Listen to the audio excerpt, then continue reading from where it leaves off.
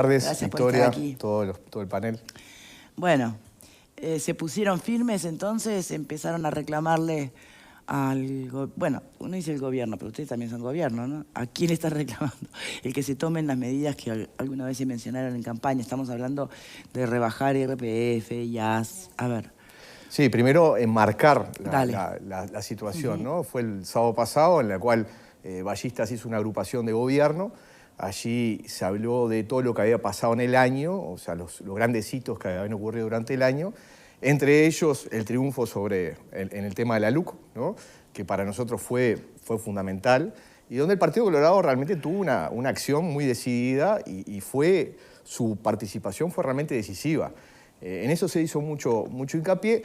Se habló de diferentes cosas como la transformación educativa, como la reforma de la seguridad social, y en ese marco, bueno, se habló de lo que va a pasar el año que viene. Y ahí es donde Ballistas entiende de que, dada la situación en la cual la economía ha venido creciendo a un ritmo importante, recordemos que el año pasado la economía creció un 4.4%, este año se proyectaba que por parte del Ministerio de Economía que el crecimiento iba a ser del 4.8%, el presidente de la República había dicho de que si se superaba el 3.8% del crecimiento este año, se iba a dar esa baja del IRPF y del IAS. Bueno, entendemos de que los números se están dando para justamente ir hacia ese compromiso, que es un compromiso de campaña que asumimos todos los partidos integrantes de la coalición y que tenemos que recordar que en el compromiso por el país, ese documento que firmamos los 5 partidos integrantes de la coalición, allí se estableció con total claridad de que en la medida de que que la economía respondiera, bueno, se pudiera bajar sobre todo el IAS. No había una referencia explícita sobre el tema del IRPF, aunque también en el compromiso por el país se hablaba de cómo mejorar el poder de compra de los trabajadores. Por lo tanto, estaríamos en la sintonía de lo que fue ese documento que firmamos todos los partidos. Así que en ese marco es que Ballistas lo que ve que de cara al futuro, un futuro inmediato, de que estamos en condiciones de poder cumplir esa promesa de campaña y que a nuestro juicio lo deberíamos hacer en una primera instancia para poder bajar la carga impositiva de aquellos que están en el umbral, que recién empiezan a pagar el impuesto. Porque tampoco es que sea necesario por ahí beneficiar a los grandes sueldos que no tienen. Bueno, por eso es importante, ¿no? Es importante poder aliviar el bolsillo de trabajadores y jubilados que tienen un ingreso chico, pero que pagan el impuesto. Sí, claro. Estamos hablando de que los trabajadores empiezan a pagar a partir de los 36.000 pesos nominales, que en el líquido serán 28, 27.000 pesos, por lo tanto son salarios chicos. Y entonces hasta empezar por ahí. En esa primera franja que va, hasta los cuántos se estaría manejando. Bueno, ahí hay que hacer, en esto quiero ser lo más moderado posible y lo más responsable posible, porque esto va a depender del crecimiento final que tenga la economía. Si la economía crece por encima del 5%, estuvimos sacando algunos cálculos con nuestros asesores técnicos y nos decían que podía haber un margen de un incremento de ingresos al Estado de 500 millones de dólares. Por un crecimiento que superara el 4.8% que está establecido en la rendición de cuentas. Por eso queremos ser lo más moderados posibles. En la medida de que el Uruguay crezca, bueno, va a haber un importante espacio para intentar esa rebaja del IAS y del IRPF. Me queda una duda, pero puede ser que no termines de entender cómo funciona el bosque en general, ¿no? Pero sigue habiendo un montón de sectores comprometidos todavía, más allá de los números de la macroeconomía, ¿verdad? Y cuando se reclama o reclaman esos sectores más comprometidos, más sumergidos todavía, la respuesta de un gobierno del gobierno es, bueno, ojo, los recursos no son finitos, no sobra, pero sin embargo en paralelo se está pensando en recaudar menos, también en beneficio de otros, ¿no? Pero digamos, va a seguir esa misma disputa o conflicto de intereses. No necesita más recaudación el gobierno para justamente poder contemplar a los más sumergidos. Yo creo que hay que pensar en toda la sociedad, ¿no? Y en todas las problemáticas de toda la sociedad. Hay gente que obviamente que llega muy ajustado en sus gastos diarios. Es más, hay gente que se tiene que endeudar, tiene muchos créditos pagando IRPF porque no llega. Entonces también tenemos que pensar en esa gente. Yo obviamente comparto contigo, Victoria, pero ese foco va a seguir estando, el Estado va a seguir imprimiendo su política a favor de los sectores los más vulnerables, aquellos que no pagan el IRPF, donde tiene que haber una política muy fuerte para que puedan salir de la pobreza. ¿Y por qué no tocar el IVA? Que al fin y al cabo es el más ¿no?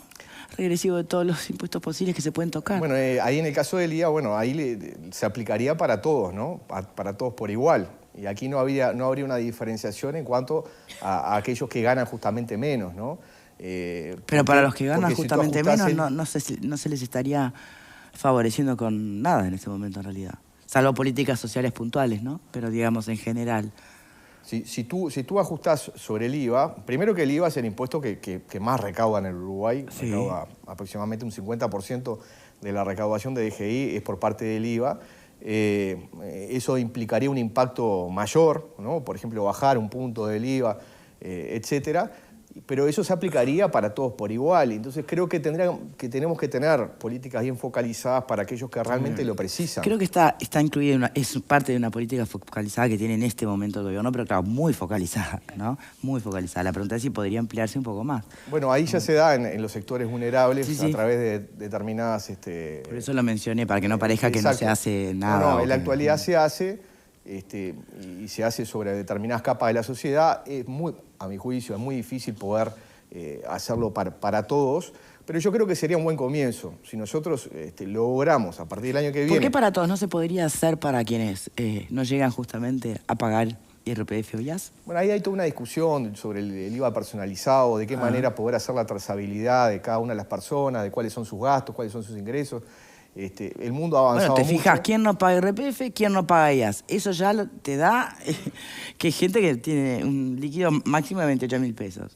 Le vendría fantástico no tener que pagar. Bueno, pero actualmente muchos de ellos justamente no están, tienen un IVA distinto, ¿no?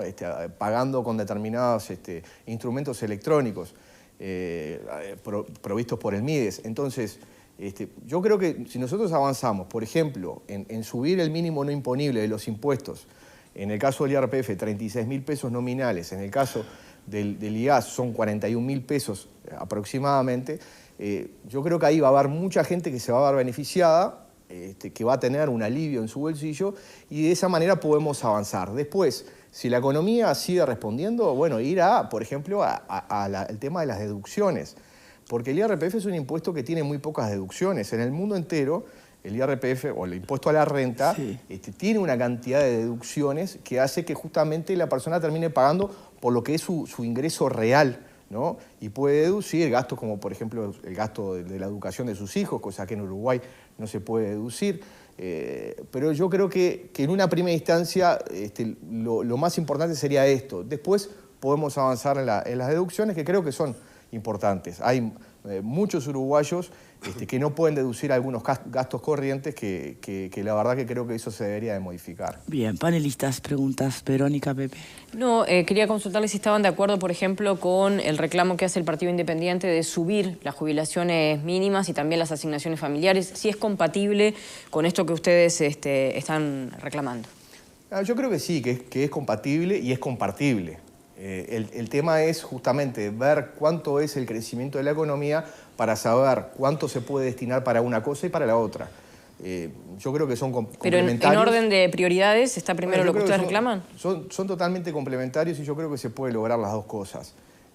Por eso digo que en una primera instancia, y en esto fue parte de la discusión interna dentro de Ballista, bueno, vayamos a la suba del mínimo no imponible, que eso le permitiría a uruguayos que ganan un poco más de 36.000 pesos, 40, hasta 50, digamos, para tirar una cifra, bueno, que eso sí dejen de pagar el impuesto y concomitantemente poder también añadir prestaciones para gente que obviamente lo está requiriendo. Así que yo creo que se puede compatibilizar. ¿Y esto se ha de algún modo explorado, sondeado con el equipo económico previamente?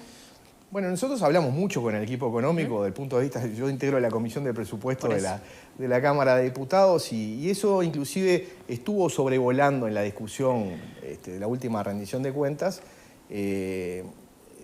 A lo mejor, con el gasto incremental que se tuvo en la rendición de cuentas, se podía avisorar de que iba a ser más difícil la baja más pronunciada del IRPF y del IAS, porque recordemos, en la rendición de cuentas se incrementó el gasto en 226 millones de dólares, que es un gasto incremental bastante importante, pero también en la medida de que la economía reaccione y crezca más de lo que el propio equipo económico había proyectado, eso nos da un margen distinto para poder actuar justamente en este tipo de impuestos. Bien, por acá. El IAS es un impuesto obsceno, creado en el 2008, una cosa que no tiene, es insólito cómo se le puede poner un impuesto a una persona que trabajó toda la vida, ¿no? Y independientemente cobre jubilaciones, pensiones o todo tipo de asignaciones. El año pasado recaudó el Estado aproximadamente unos 320, 322 millones de dólares por concepto del IAS. Conrado, es un 0,5 del PBI, ¿no? No es poco dinero. Sin duda. Subiendo el mínimo no imponible, han hecho el cálculo aproximadamente de cuánto sería lo que resignaría el Estado en el cobro de ese impuesto, aproximadamente estos 322 millones de dólares. Bueno, nosotros estamos haciendo cálculos, ¿no? Pero necesitamos sobre todo saber cuál va a ser el crecimiento de la economía y cuánto de ese crecimiento de la economía efectivamente ingresa al Estado. Porque, a ver, porque se puede dar un crecimiento en el producto, no necesariamente tiene un correlato exacto en los ingresos que tiene el Estado, porque hay actividades que tienen exoneraciones impositivas, que tienen una mayor producción, pero terminan tributando mucho menos. Entonces, no necesariamente ingresa lo mismo que crece la economía. Entonces, una vez que tengamos ese número, nosotros vamos a hacer una propuesta mucho más afinada. Iría en correlación de pronto el aumento de la franja, para que no sea imponible, con el crecimiento de la economía, quizás para mantenerlo. Sin duda. Y para que sea, que sea constante, ¿no? Porque si la economía de pronto desciende, que también, lógicamente, la franja varíe. Algo así sería la propuesta. En la actualidad tú tenés ahí, en las alícuotas del IAS, tenés el 10%, son tasas progresionales. O sea, a partir de los 41.000 pesos, pongamos un jubilado que cobra 45.000 pesos, paga de 41 a 45, por los 4.000 paga el 10%, ¿no? Así se calcula. Cuando pasa de alícuota, se le suma el otro tramo. Nosotros lo que estimamos es, subiendo el mínimo no imponible, esa tasa o esa alícuota del 10% se va a aplicar mucho después y eso va a permitir tener un ahorro a la persona, o por lo menos alivianarle su bolsillo. Entonces, una vez hecho el cálculo de lo que es el crecimiento de la economía y cuánto es el ingreso a las cuentas públicas, digamos, a la DGI, bueno, nosotros vamos a hacer una propuesta mucho más fina, mucho más afinada, de hasta dónde podemos llegar para subir el mínimo no imponible. Sin tener esa cifra final es muy difícil porque sería tirar a la Bartola, como se dice habitualmente, pero lo conceptual es lo principal. ¿Estamos en una situación en la cual podemos ir hacia una rebaja del IRPF y del IAS? Sí. La economía ha venido creciendo a buen ritmo, se debió a muchos factores, entre ellos el muy buen manejo económico que hizo el equipo económico. ¿Se puede? Sí, se puede. Tenemos que ver la propuesta para el año que viene, que se empiece a implementar y que sobre todo deje de castigar a aquellos que ganan menos. Y esa es la idea que tiene Ballistas. Sí, no, porque falta Marta, si no te importa. No, Vos tampoco. nosotros Perdón, faltamos. te salteé. Nosotros dos faltamos. Dale, Marta, dale. A ver, tanto el IAS como el IRPF son dos impuestos bien antipáticos, porque uno grava el trabajo, es un impuesto al trabajo, y el otro la gente que ya aportó, como dijo Pablo. A mí lo que me pregunto es, ¿qué posibilidad real hay de una rebaja? ¿Por qué? Porque el trabajador, si uno lo mira al lado del trabajador, en el recibo le viene el IRPF, el BPS y el FONASA, ¿no? Que el FONASA, aparte, si es una pareja y tienen hijos, pagan los dos por los mismos chiquilines, por eso, en fin. Entonces, al trabajador le llega mucho menos. Yo me pregunto, ¿esa franja que ustedes se plantean no sigue siendo baja? Porque hoy día el precio de la canasta básica es bastante más alta que esos 28.000 pesos que ustedes manejan. Entonces, ¿no hay posibilidad de contemplar un poco más? Al revés de lo que tú planteas, un poquito más. Sí, las franjas son bajas. Sí. Tenemos que tener en cuenta que con la reforma tributaria, que en un momento se pensaba, o por lo menos lo que decía el economista Danilo Astori, que se iba a recaudar, creo que decía 1.000 millones, Sí. una cosa así, hoy por hoy recauda 2.200 y pico de millones de dólares, ¿no? Por eso. Entonces, en esa recaudación y en lo que ha crecido el Estado, porque en los últimos años, los últimos 15 años del gobierno del Frente Amplio, creció enormemente el Estado. Entonces, para poder aguantar el costo del presupuesto nacional, esos impuestos tenían muy poco margen de maniobra. Entonces, en la medida de que las cosas se hagan de manera distinta, que la economía vaya creciendo y demás, se puede ir tocando algunas variables. Sería deseable lo que tú decís, Marta, y yo comparto. Realmente el umbral es muy bajo. Es muy bajo. Y esto no existe en el mundo. O sea, en el mundo tienen los umbrales de pago. Incluso, vuelvo a decir, el tema de las deducciones son importantes. Porque justamente es lo que efectivamente la persona tiene como ganancia, pongámosle, ¿no? Después de haber excluido todos sus gastos corrientes o sus gastos principales. Pero yo comparto, hay que ver hasta dónde podemos ir. Acá hay que ser también lo más responsable posible. Pero conceptualmente nosotros por eso queremos, lo decimos públicamente. El presidente de la República ya lo había anunciado, lo había dicho. Sí. Eso es cierto y lo veníamos manejando también. Hubo en alguna oportunidad, aquí estuvo sentado Gustavo Usubía, el diputado Usubía, que reclamó muchas oportunidades la baja del IAS, cosa que yo comparto, yo se lo dije a él personalmente. Tal vez cuando se presentó la minuta de comunicación, que se presentó en la Comisión de Hacienda, era un momento complicado, era el 2021, ¿no? Un momento de pandemia, de crecimiento de la economía, de impacto en todas las actividades. Pero yo entiendo de que ahora estamos en situación como para poder lograr que ese compromiso de campaña se haga realidad. ¿Por qué no? Te preguntaba porque a nosotros nos preocupa que tenemos más población pasiva que activa. Ahora, si yo tengo un trabajador que gana eso, le ponen IRPF encima, le descuentan FONASA por los dos lados, ¿le puedo pedir que tenga más hijos o que haga más horas de trabajo? Porque muchas veces te dicen, no, yo me niego a hacer más horas extras o me niego a tener otro trabajo porque se lo lleva el IRPF. En ese sentido me preguntaba. Bueno, pero ahí hay problema de diseño, ¿no? Sí, claro. Ahí hay problema de diseño. Algunas modificaciones yo creo que se deberían de introducir. Bien. Esto obviamente hay que hablarlo con el equipo económico, incluso con la OPP, de qué manera se puede diseñar de manera distinta el impuesto, ¿no? Pero convengamos, el impuesto recauda mucho dinero, es el segundo impuesto en importancia, el IRPF estamos hablando. Claro. Entonces, desandar sobre ese camino es muy complicado, ¿no? Por eso hay que ver los márgenes de maniobra que tenemos. Perfecto. Sí, creo que hasta ahora las decisiones políticas en materia económica han estado supeditadas precisamente del funcionamiento de la economía, producto de lo que tú decías, diputado, con respecto a la pandemia y la situación mundial en general. Parece que ahora estaríamos pasando a otra visión, la solicitud de ustedes como integrantes también del gobierno, de pasar a una etapa donde las decisiones basadas en lo técnico tengan más que ver con la política. Esto tiene que ver con la etapa también en la que estamos ingresando el próximo año, una etapa más política. Digo, sin dejar de reconocer lo que tú mencionabas, la inflación está cediendo, los números macros pueden estar creciendo también, pero esto obliga más a que uno de los socios se pare con una mirada más política y que espere también del otro lado una decisión más política que técnica.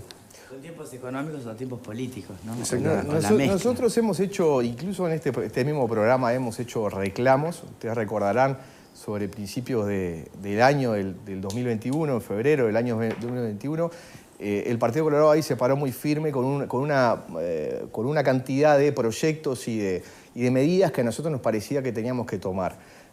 Recuerdo cuando fue el presidente de la República al Poder Legislativo, terminó anunciando algunas de las cosas que el Partido Colorado estaba pidiendo.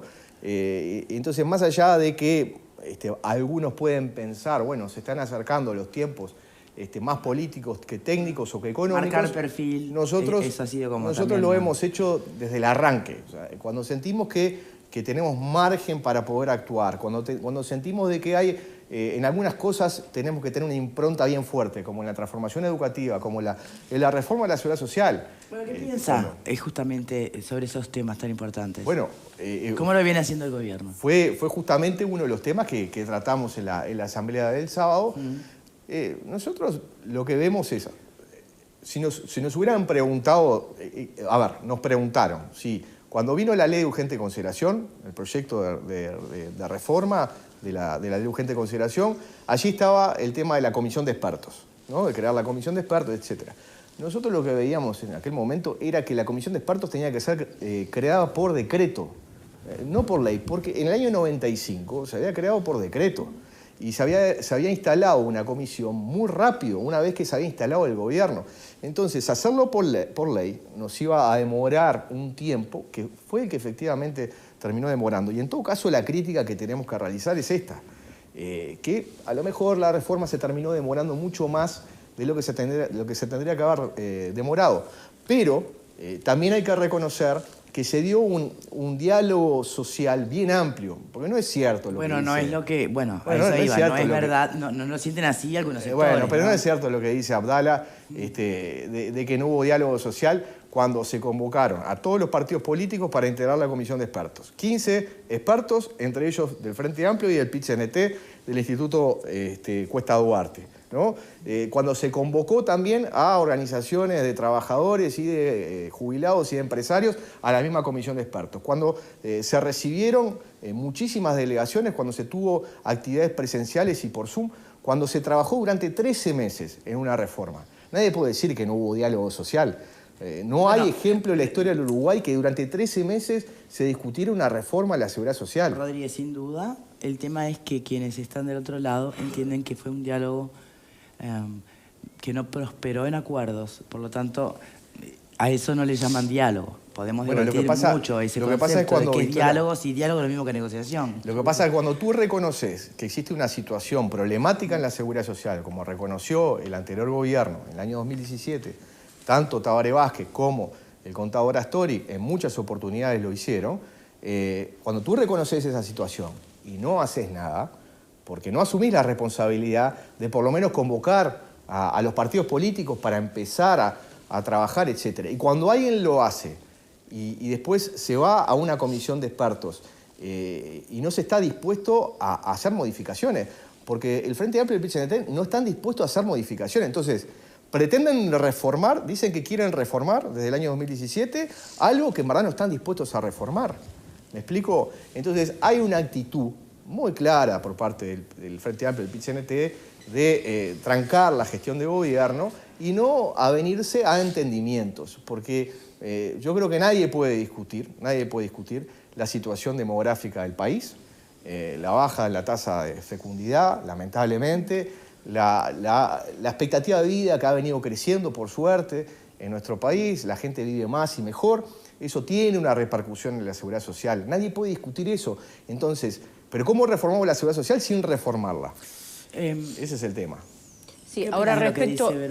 no, yo creo que es lógico lo que plantea. Lo que no me queda claro es el tema de números. Hoy vino a hablar de números. ¿Cómo es que, bueno, la oposición dice que va a perjudicar a los jubilados, que se va a cobrar menos y desde el Ministerio de Trabajo, por ejemplo, se asegura que se va a cobrar igual o más? ¿Quién dice la verdad? Yo digo los cálculos que hicieron nuestros técnicos, ¿no? Sí. Y que son técnicos, la verdad, muy informados y muy avesados, porque fueron factotum de la reforma del año 95. Y ellos lo que dicen es que con las modificaciones que se realizaron, incluso en la devolución que hizo el Partido Colorado, de cambiar la manera de aportación, tanto para la FAP como para el BPS, en el proyecto original era un 8% para el BPS y un 7% del aporte personal de trabajador y un 7% para la FAP. Nosotros en la devolución dijimos 10% para el BPS y 5% para la FAP, porque en los cálculos que hacían nuestros técnicos es que justamente las jubilaciones medias podían tener un trastocamiento. Bien. Y esa era nuestra preocupación, pero en estas nuevas variables eso no ocurría, es más, se le proporcionaba una mejor jubilación a las capas medias de la sociedad. El anteproyecto que había enviado Saldain con su equipo, ya preveía el suplemento solidario para los ingresos menores, y eso ya era importante, o sea que iban a tener una mejor prestación. Podíamos tener una visión distinta en cuanto a las capas medias, y esto creo que fue modificado. Pero entonces, ¿qué capa se va a perjudicar? Porque todos teníamos entendido que no alcanza con extender la edad de jubilación a los 65 años para mejorar las cifras del BPS. Bueno, yo no sé qué cálculo es que hace el Frente Amplio y el PIT-CNT. Yo no he visto que hayan mostrado qué cálculos hacen. Yo digo, los cálculos que nosotros hacemos es que la situación no es como dice el Frente Amplio, y en esto abono lo que está diciendo el ministro de Trabajo. Verónica, la baja de la jubilación viene porque te hacen el promedio de los últimos 25 años, cuando hoy vos podés elegir los últimos 10 o los mejores 15. Bueno, entonces, si vos amplías la base de división... Pero entonces hay una pérdida. Y claro que hay una pérdida. Si yo te voy a tomar el promedio de los últimos 25 años de trabajo, te estoy agarrando quizás de cuando... no sé, tenías un sueldo más o menos. O sea, para determinados sectores va a haber una pérdida. Obviamente que sí. No es lo mismo los últimos 10 o los mejores 15. No, o una realidad que refleje verdaderamente lo que sí aportaste y lo que deberías de percibir. Pero si vos tenés... Bueno, pero eso no pasa pero si en vos general. sospechás que el aporte Pero así está no el es real... sistema jubilatorio. Pero Si a vos te toman los mejores 10 años, trabajaste 30 y durante 20 aportaste por 5.000 pesos y los últimos 10 aportaste por 100.000.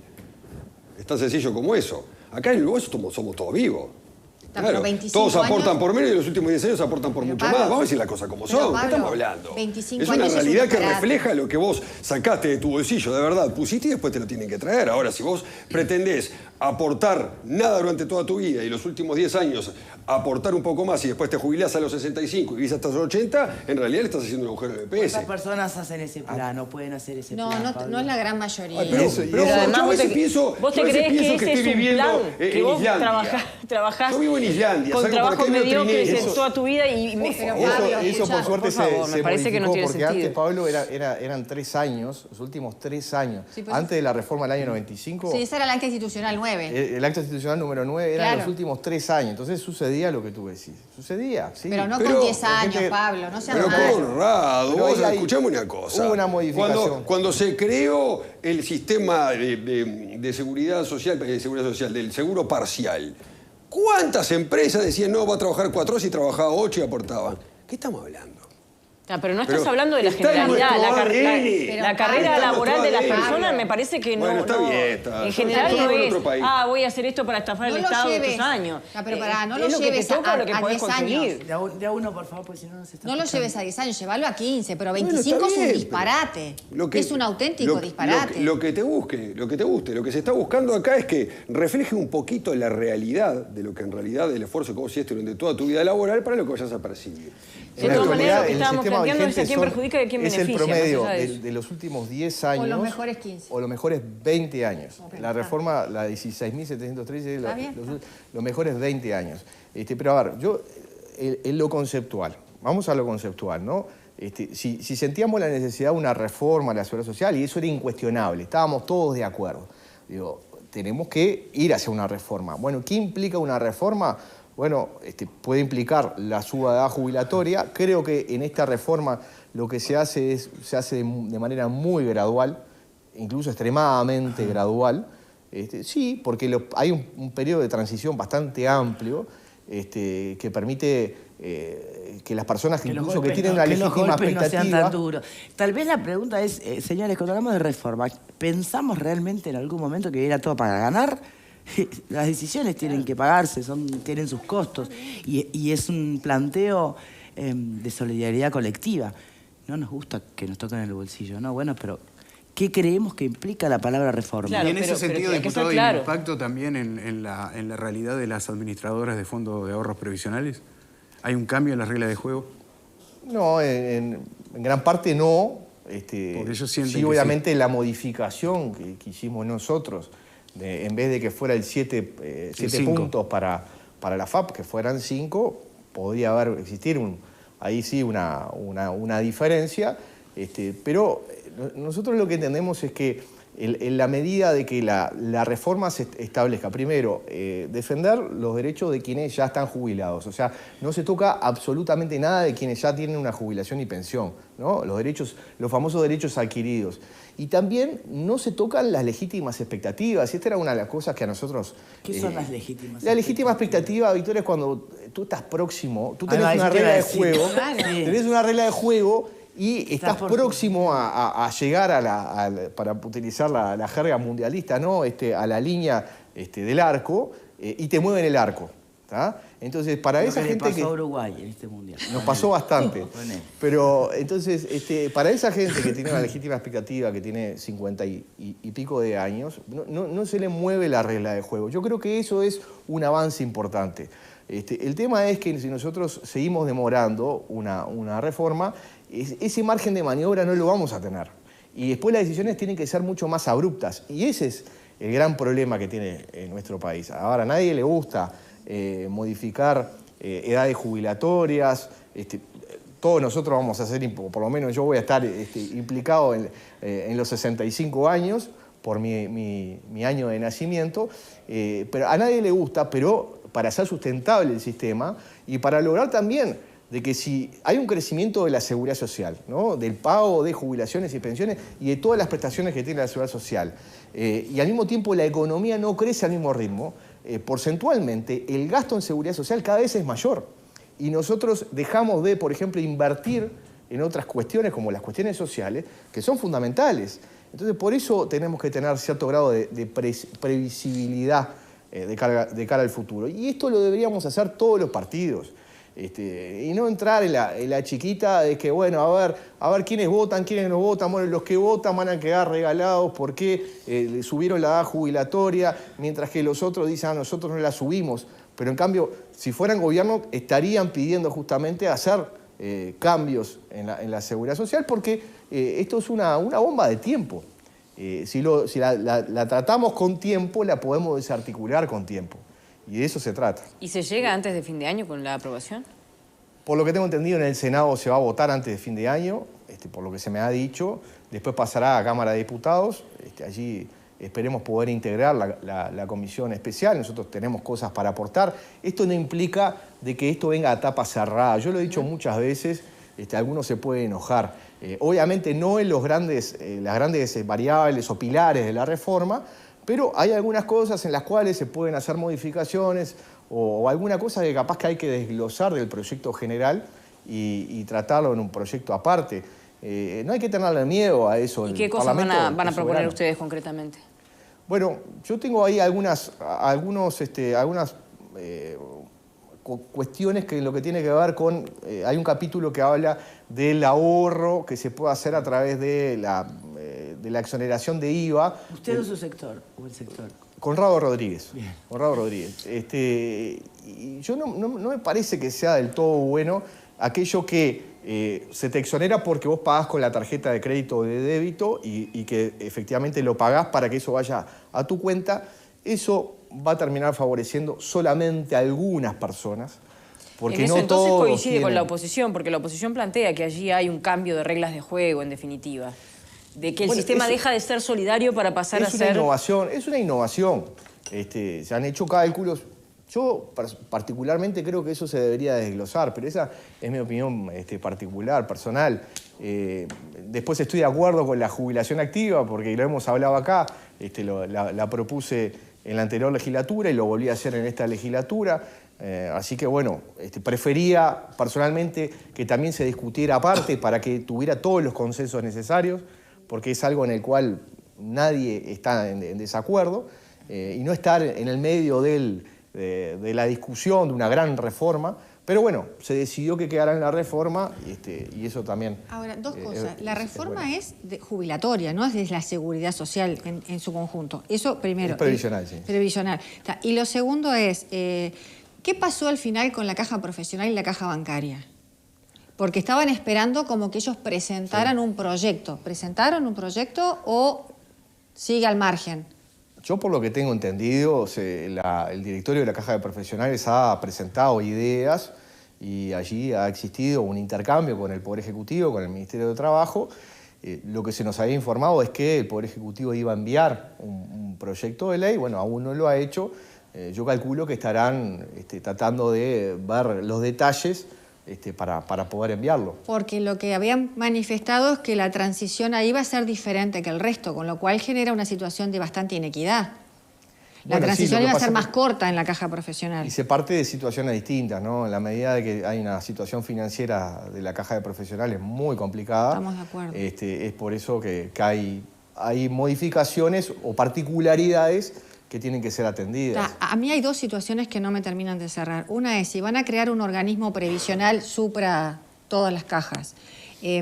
¿Cómo el organismo va a supervisar, controlar o manejar esta situación de dos cajas diferentes al resto cuando la idea es unificar el sistema? Uno, y segundo, lo que me sigue quedando la duda es 25 años, entiendo que es diferente, porque uno tiene que tener una capacidad de trabajo bastante especial para poder calcular de yo subaporto durante X años y los últimos 10 hago todos los aportes. No todo el mundo en el Uruguay tiene esa cintura para hacer ese manejo. Yo entiendo que sí, que hubieron acá jubilaciones en Uruguay que se hicieron con testigos que eran truchos, o que cuando estaba el acta institucional 9, 3 años era bastante fácil de arreglar. Ahora, 10 no es lo mismo. Ahora, 25 no es como demasiado.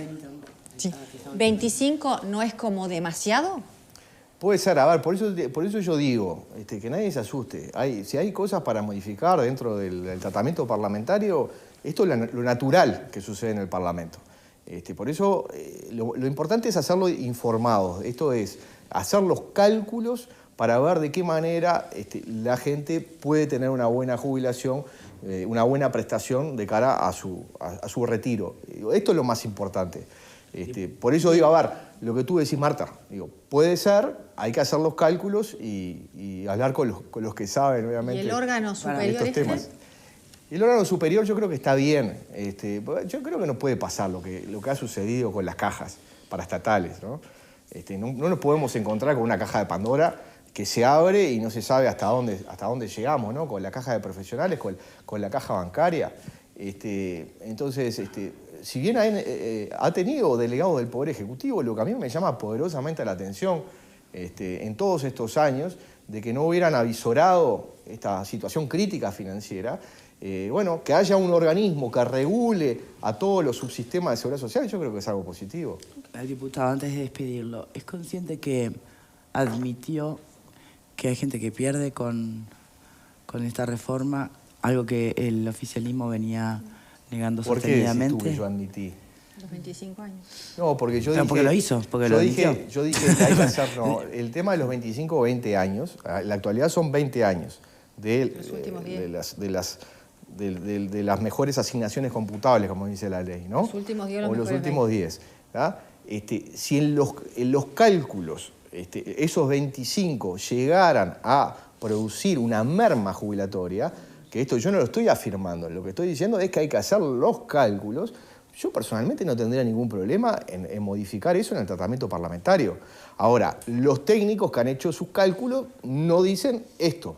Dicen que no se perdería haber jubilatorio. Bueno, hagamos ese ejercicio, vamos a seguir haciendo los cálculos y cuando venga a la Cámara de Diputados, si hay que hacer alguna modificación, se va a hacer. Pero obviamente, sobre los pilares centrales que tiene la reforma, que es una reforma que es una buena reforma. Porque es una reforma moderada y porque es gradual, es gradualista. Y eso creo que es una verde del país. Muy bien. Diputado, muchísimas gracias por habernos acompañado. Muchas gracias a ustedes. Vamos a hacer la última pausa. Antes les recuerdo, Carey, coloración